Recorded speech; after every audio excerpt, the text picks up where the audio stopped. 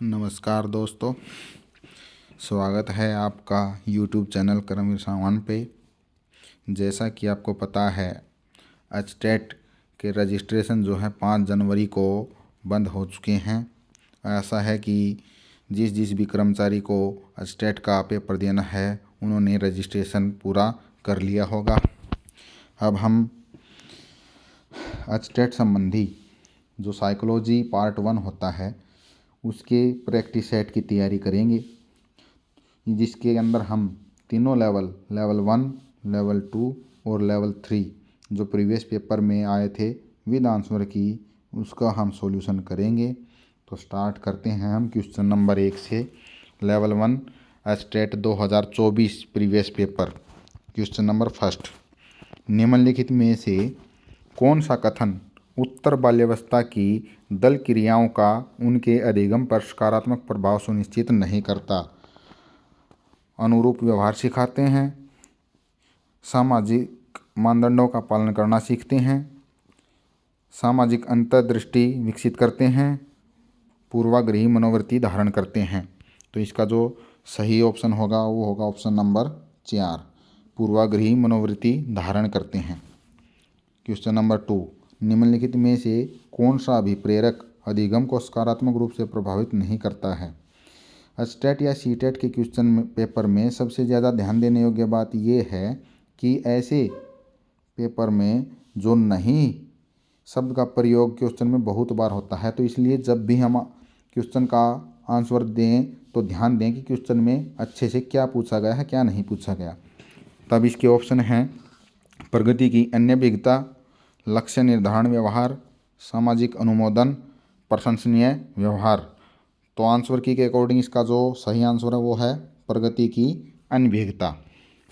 Question 3, CWSN का अर्थ है, इसकी फुल फॉर्म जो होगी वो होगी children with special needs. Next question number 4, निम्नलिखित में से कौन सा सीखने को प्रभावित करने वाला अधिगमकर्ता से संबंधित एक व्यक्तिगत कारक नहीं है? तो जो इसका सही आंसर होगा वो होगा विषय वस्तु। क्वेश्चन नंबर 5, निम्नलिखित में से कौन सा चिंतन उपकरण अधिगम को बढ़ावा देता है? ऑप्शन ए प्रतिमाएं, बी भाषा, सी संप्रत्यय, डी प्रतिज्ञप्ति। अब नीचे 4 ऑप्शन दिए गए हैं, उसमें से जो सही आंसर होगा वो होगा option D, ABCD। Next question, निम्नलिखित में से कौन सा विकल्प सृजनशील बालक की सही व्याख्या नहीं करता?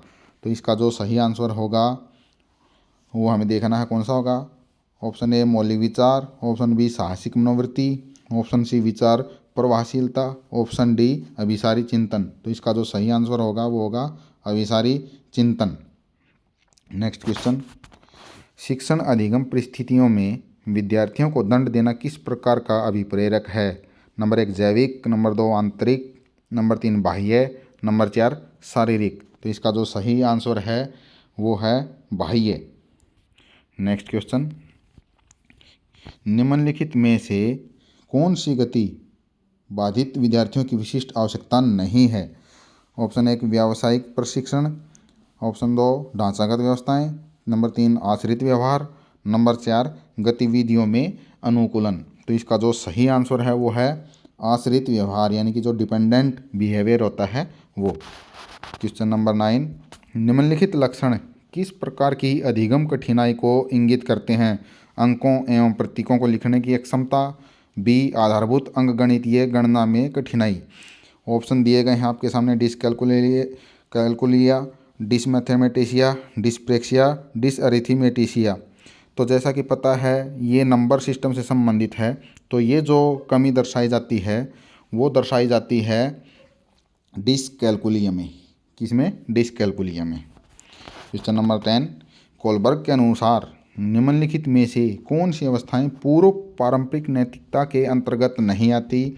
सजा से बचने हेतु आज्ञा पालन की अवस्था, पुरस्कार प्राप्त करने के लिए अनुरूपता की अवस्था, व्यक्तिक अधिकार की अवस्था, और डी अच्छे अंतः व्यक्तिक संबंध की आवश्यकता।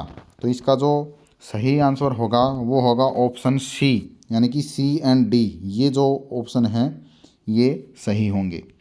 नेक्स्ट क्वेश्चन, सीखने का मूल्यांकन को इस नाम से भी जाना जाता है, यानी कि जो असेसमेंट ऑफ लर्निंग है इसको किस नाम से जाना जाता है? इसका जो सही आंसर होगा वो होगा योगात्मक मूल्यांकन। नेक्स्ट क्वेश्चन, निम्नलिखित में से कौन सी एक उपयुक्त शिक्षण अधिगम व्यूह रचना नहीं है? ध्यान दें कि यहाँ पूछा गया नहीं है। ऑप्शन है सहकारी अधिगम, आनंदपूर्ण सीखना, रटंत अधिगम, बहुसंवेदी शिक्षण। तो इसमें जो रटंत अधिगम है ये व्यूह रचना नहीं है। नेक्स्ट क्वेश्चन, निम्नलिखित में से कौन सा बच्चों के समाजीकरण की प्रक्रिया को प्रभावित करने वाला एक धनात्मक कारक नहीं है? ऑप्शन है उपयुक्त भाषा, सामाजिक वंचन, लोकतांत्रिक वातावरण, सामाजिक मनोवृत्ति। तो इसका जो सही आंसर होगा वो होगा ऑप्शन 2 सामाजिक वंचन।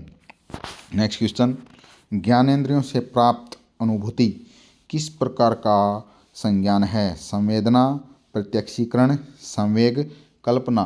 तो इसका जो सही आंसर होगा वो होगा संवेदना यानी कि सेंसेशन। नेक्स्ट क्वेश्चन, करके सीखना किस प्रकार की शिक्षा का प्रमुख सिद्धांत है? समावेशी शिक्षा, प्रगतिशील शिक्षा, प्रतिगामी शिक्षा, संचारी शिक्षा।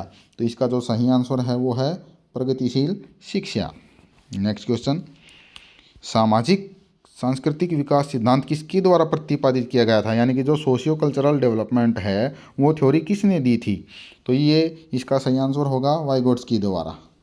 नेक्स्ट क्वेश्चन, पियाजे ने अपने संज्ञानात्मक विकास सिद्धांत में किस अवधारणा पर चर्चा नहीं की? यानी कि जो पियाजे ने जो संज्ञानात्मक विकास का सिद्धांत दिया था उसमें किस अवधारणा पर चर्चा नहीं की गई है? ऑप्शन है आत्मसातीकरण, पृथक्करण, समायोजीकरण, संतुलनीकरण। तो इसका जो सही आंसर होगा वो होगा ऑप्शन नंबर 2 यानी कि पृथक्करण। नेक्स्ट क्वेश्चन, निम्नलिखित में से कौन सा कथन व्यक्तिक भिन्नता के संबंध में सही नहीं है? यानी कि जो इंडिविजुअल डिफरेंस हैं उससे रिलेटेड नहीं है वो देखना है हमें। ऑप्शन 1 है व्यक्तिक भिन्नता संज्ञानात्मक क्षेत्रों में होती है। ऑप्शन 2 है व्यक्तिगत भिन्नता मनोगत्यात्मक क्षेत्रों में नहीं पाई जाती है। ऑप्शन सी व्यक्तिक भिन्नता परिपक्वता से भी प्रभावित होती है। और ऑप्शन डी व्यक्तिक भिन्नता का एक प्रमुख कारण आनुवंशिकता है। तो इसका जो सही आंसर होगा वो होगा ऑप्शन नंबर 2 व्यक्तिक भिन्नता मनोगत्यात्मक क्षेत्रों में नहीं पाई जाती है। नेक्स्ट क्वेश्चन है क्वेश्चन नंबर 19, विद्यार्थियों को अधिगम अनुभव प्राप्त करने का कौन सा तरीका उपयुक्त नहीं है? ऑप्शन 1 नवीन ज्ञान को पूर्व ज्ञान से संबंधित करना। ऑप्शन 2 एक संवेदी के प्रयोग पर बल देना। ऑप्शन 3 एक विषय को दूसरे विषय से सहसंबंधित करना। और नंबर 4 प्रतिपुष्टि को प्रोत्साहन देना। तो इसके अंदर जो सही आंसर होगा वो होगा ऑप्शन नंबर 2 एक संवेदी के प्रयोग पर बल देना। मोस्टली कई बार क्या होता है कि एचटेट के क्वेश्चन में हिंदी में क्वेश्चन समझ में नहीं आता तो आप इंग्लिश का जो पार्ट दिया होता है उसमें ध्यान से देखेंगे तो उसमें जो नेगेटिव पार्ट है वो आराम से समझ में आ जाता है। तो इसलिए ये भी विशेष ध्यान देने योग्य बात है। नेक्स्ट क्वेश्चन, निम्नलिखित में से कौन सा कथन समावेशी शिक्षा को सही रूप से परिभाषित करता है? अब की बार सही रूप से पूछा गया है। ऑप्शन 1 है यह केवल अशक्त बच्चों के लिए है। ऑप्शन 2 यह केवल अशक्त एवं सामाजिक रूप से पिछड़े बच्चों के लिए है। ऑप्शन 3 यह केवल आर्थिक रूप से वंचित बच्चों के लिए है। और ऑप्शन नंबर 4 यह सभी बच्चों के लिए है। तो जैसा कि पता है समावेशी शिक्षा बोल दिया गया तो यह सभी बच्चों के लिए आएगा, इसमें चाहे कैसा भी वर्ग क्यों ना हो। नेक्स्ट क्वेश्चन, बच्चे का विकास किस प्रकार का अनुसरण करता है? तो इसका जो सही आंसर होगा, अगर आप साई को पढ़ दें तो इसका तो सभी को पता होगा कि इसका जो राइट आंसर है वो है सर्पिल यानी कि स्पाइरल की फॉर्म में जो है उसका डेवलपमेंट होता है। ना तो सीधा होता है, ना सर्कुलर होता है, ना ही किसी लाइन में होता है। नेक्स्ट क्वेश्चन, सतत एवं व्यापक मूल्यांकन में कौन सा सह शैक्षणिक आकलन के अंतर्गत नहीं आता? अब की बार नहीं पूछा गया है। ऑप्शन है गृह कार्य, सौंदर्यात्मक गतिविधियाँ, अभिवृत्ति, मूल्य। तो इसका जो सही आंसर होगा वो होगा होम असाइनमेंट यानी कि गृह कार्य। नेक्स्ट क्वेश्चन, क्वेश्चन नंबर 23, किस मनोवैज्ञानिक का मानना है कि सभी प्रकार के संवेग मूल प्रवृत्ति से उत्पन्न होते हैं। यानी कि मूल प्रवृत्ति का जो सिद्धांत दिया था वो किसने दिया था? मैकडूगल ने। तो इसका जो सही आंसर होगा वो क्या होगा? मैकडूगल। नेक्स्ट क्वेश्चन, लैंगिक पक्षपातहीन शिक्षण अधिगम प्रक्रिया के लिए निम्नलिखित में से कौन से कार्य को प्रोत्साहित किया जाना चाहिए? ऑप्शन 1 समरूप समूहन, लिंग तटस्थ उदाहरण, रूढ़िबद्ध विषय वस्तु, पक्षपातपूर्ण भाषा। तो जो राइट आंसर होगा वो होगा ऑप्शन 2 लिंग तटस्थ उदाहरण। जैसा कि क्वेश्चन से ही पता चल गया था कि उसमें लैंगिक के बारे में पूछा गया था, तो ऑप्शन भी आराम से हम इसको देख सकते हैं। नेक्स्ट क्वेश्चन, बच्चों के संवेगों के संदर्भ में निम्नलिखित में से कौन सा कथन सही नहीं है? नहीं पूछा गया है। संवेगों की प्रकृति व्यक्तिपरक होती है, संवेगों में विस्थापन का गुण नहीं होता, संवेद उद्दीपक का उत्पाद है, संवेगों की अभिव्यक्ति समान नहीं होती। तो इसका जो सही आंसर है वो है ऑप्शन नंबर 2 कि संवेगों में विस्थापन का गुण नहीं होता। नेक्स्ट क्वेश्चन, किस मनोवैज्ञानिक ने अपने विकासात्मक सिद्धांत में आंतरिक संभाषण प्रत्यय को प्रस्तुत किया? ब्रूनर, वाइगोट्स्की, हल, पियाजे। तो इसका जो सही आंसर है वो है वाइगोट्स्की। नेक्स्ट क्वेश्चन, क्वेश्चन नंबर 27, निम्नलिखित में से कौन सा पुराने लक्षणों के लुप्त होने के अंतर्गत विकासात्मक परिवर्तनों का उदाहरण नहीं है? थाइमस ग्रंथि, बालकेश, अस्थायी दांत, प्राथमिक लैंगिक विशेषताएं। तो इसका जो सही आंसर है वो ऑप्शन नंबर 4 प्राथमिक लैंगिक विशेषताएं। नेक्स्ट क्वेश्चन, निम्नलिखित में से कौन सा कारक वर्णन के पदानुक्रमिक बुद्धि सिद्धांत से संबंधित नहीं है? मुख्य कारक, व्यक्तिगत कारक, लघु कारक, विशिष्ट कारक। तो इसका जो राइट आंसर है वो है ऑप्शन नंबर 2 व्यक्तिगत कारक। इसको छोड़कर बाकी सभी पदानुक्रमिक बुद्धि सिद्धांत से संबंधित हैं। अगला क्वेश्चन है क्वेश्चन नंबर 29, निम्नलिखित में से कौन केवल पर्यावरण से प्रभावित होता है? ऑप्शन है मानसिक क्षमताएं, संवेग, अभिवृत्ति, अभिरुचि। तो इसका जो राइट आंसर होगा ऑप्शन नंबर 3 यानी कि जो एटीट्यूड जिसको अभिवृत्ति बोलते हैं। लास्ट क्वेश्चन है, निम्नलिखित में से कौन सा विकल्प बच्चों में होने वाले शारीरिक परिवर्तनों से संबंधित नहीं है? ऑप्शन 1 ऊंचाई, नंबर 2 परिधि, नंबर 3 आंतरिक अंग और नंबर 4 प्रत्यक्षण। तो इसका जो राइट आंसर है वो है ऑप्शन नंबर 4 प्रत्यक्षण।